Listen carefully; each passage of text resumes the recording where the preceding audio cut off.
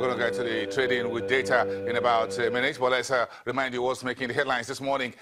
Nigeria's Vice President, Professor Yemi Osinbajo, didn't miss the opportunity on Monday to tell U.S. congressional delegation that visited the presidency in Abuja as far what Nigeria wants from the U.S. Told the team that the American authorities should not allow corrupt public officials to find a safe haven there. And this is part of what he says, that what tends to happen with corrupt public officials is that if they are able to find a safe haven for their proceeds, for the proceeds of their criminality, not only are they encouraged as individuals, but there is the general feeling that if I am able to get the proceeds out of the country, I might just get away with it. Meantime, Nigeria is chasing looted funds in 4 specific countries that are regularly in the news: the United States, Britain, Switzerland, and the United Arab Emirates, with a new deal signed last week by the president himself. And on Monday, President Buhari sat down with key ministers in charge of fiscal and monetary policies, the finance chief, the minister in charge of budgets and national planning, and of course, the man who keeps the national purse, the central bank governor, Godwin Emefiele. And together with the president, they reviewed the country's fiscal position since the president was away for about 100+ days, and then the monetary policy strategies, the exchange rate market with the central bank, and the current budget 2017 overlapping, most likely to overlap the budget 2018. Meantime, across the markets, Stanbic IBTC, one of the biggest lenders, listed lenders on our market, notified the stock exchange and the investing community that his first half 2017 earnings has been delayed due primarily to regulatory oversight from the central bank, but those results should be out today, the 29th of August, or within a few days thereafter, quoting part of that statement. Meantime, the list of companies floating rights issue on the market has increased, now joined by Consolidated Hallmark Insurance, rolling out 1 billion ordinary shares offering in an application sent to the stock exchange.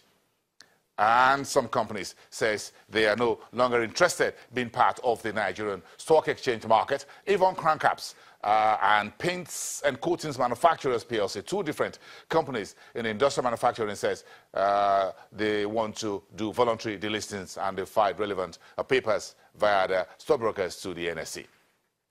In Rwanda, Nigeria says petitions from some shareholders to the Securities and Exchange Commission alleging gross abuse of corporate governance and financial mismanagement against the energy trader, quote and unquote, have no merit.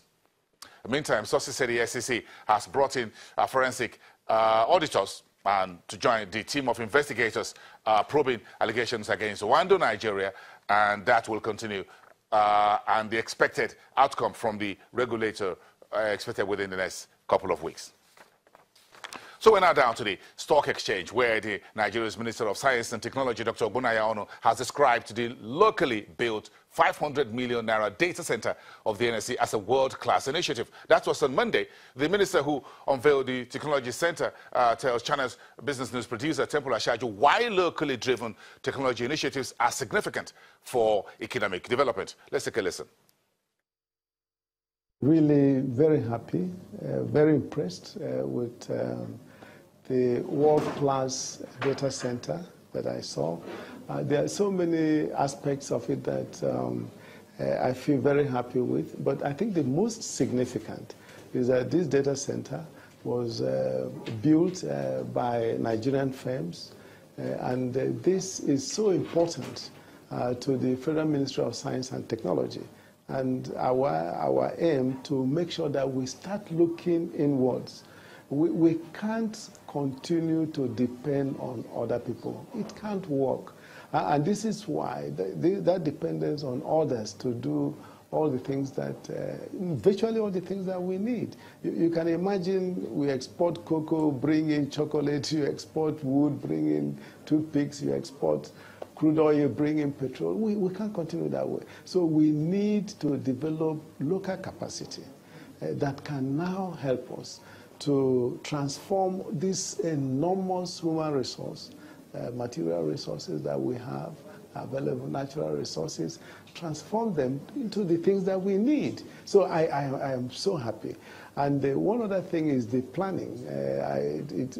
I was very happy that they have backup in everything that they did, so that at least failure will be, nobody will come to give them reasons why data will not be generated and so on. And also in the planning, they used models so that if they need to expand, it's good. So this shows again very good leadership, strong leadership, by the CEO. And we commend him. And this is what we want. We want Nigerians to start doing things, for our people, so that in future, Nigerian firms can go out and compete with the very best. So this is a very good example of what we have been talking about.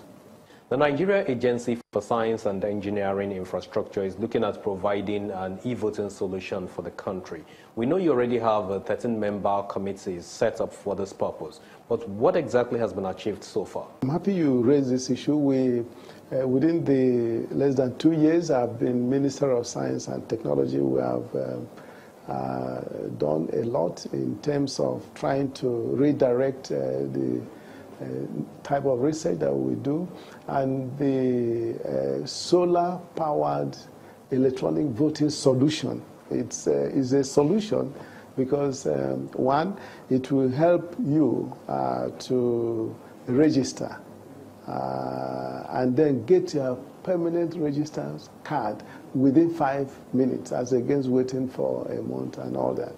It will also help you to vote and vote for as many as 5 elections. You can vote for even 7, assuming if, but it's designed now for 5 because we have 5 elections. This will help us